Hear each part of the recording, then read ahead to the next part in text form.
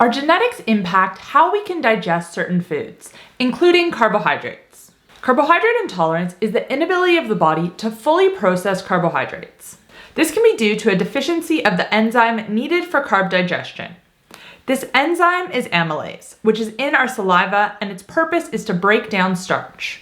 This enzyme is related to the AMY1 gene. People who have more copies of this gene produce more amylase and are better able to digest and process carbs. On the flip side, people with a low number of this gene do not process carbs well and are considered carbohydrate intolerant. But if you haven't had a genetics test and you're not sure how many copies of this gene you have, here are 7 warning signs of carbohydrate intolerance to look out for. Number 1 is bloating. As I mentioned earlier, a deficiency in amylase means our body isn't able to efficiently break down starch. Usually when we eat foods that contain starch, the molecules are broken down into glucose, and amylase plays a part in breaking it down. So if your body isn't making enough amylase, then the starch can end up undigested in your stomach or colon. It can ferment and produce gas, and this can lead to bloating. Now, some level of feeling physically full after you eat is normal, but bloating is not. And I hate that a lot of people are trying to normalize it.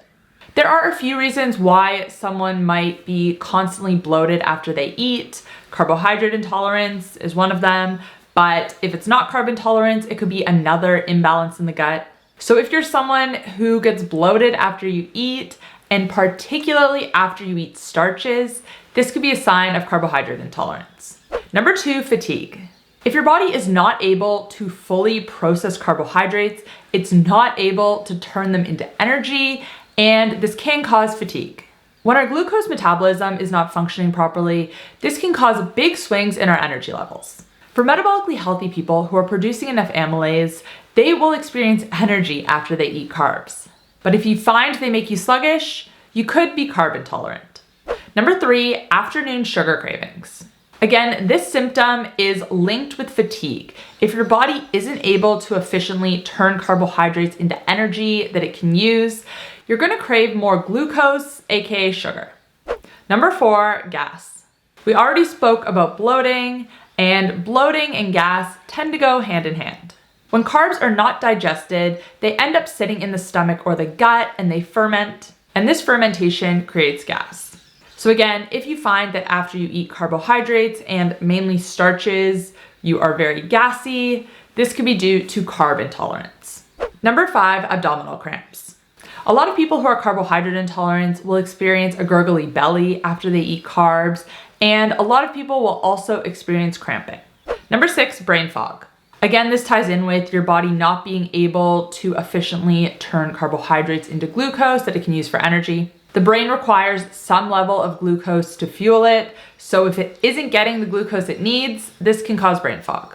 Now, of course, if you've been around my channel for a while, you know I talk a lot about low carbohydrate diets and using them as a tool. So obviously ketones are another fuel source that your brain can use. So you don't need to be eating carbs in order to properly fuel your brain. Your body can make glucose internally, but if you're not fat adapted, then your body isn't making ketones regularly.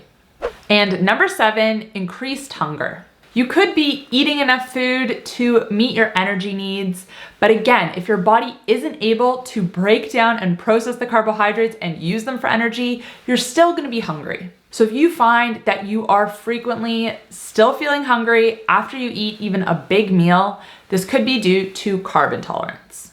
Now, if you have any of these signs, it doesn't mean you have to cut carbs entirely out of your diet. Yes, eating a low carb diet is definitely going to help because you're not going to have issues digesting something that you're not eating. But there is a threshold because your body will still be creating some amylase. It will still be able to digest some amount of carbs, some amount of starch. So if you're willing to do a bit of trial and error, you might be able to find your threshold. But if you do choose to eat any variation of a low carb diet, then quality fat and protein are so important. On low carb diets, your body primarily uses fat for energy instead of glucose. So healthy fat is important. I'm gonna put a full video right here you can watch after if you wanna know more about fat. But protein is arguably more important. However, the dilemma is it can be hard to find quality protein.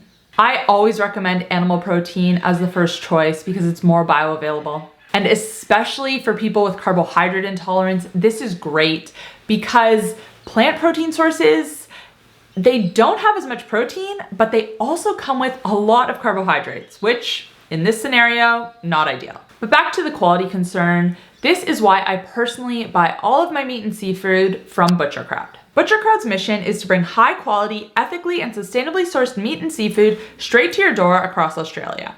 All of their red meat is 100% grass-fed, their pork and chicken is pasture-raised, and their seafood is wild-caught. Choose one of their curated boxes or customize your own. And with the option to change, pause, or cancel your subscription at any time, there's no reason not to give them a try.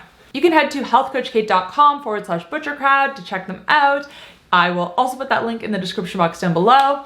And when you put together your box and you're ready to order, make sure to use code KATE15 at checkout to save 15% off that box. Now, before you go, I want to hear from you in the comment sections. Do you have any of the signs that we spoke about in today's video? Have you tried reducing carbs in the past?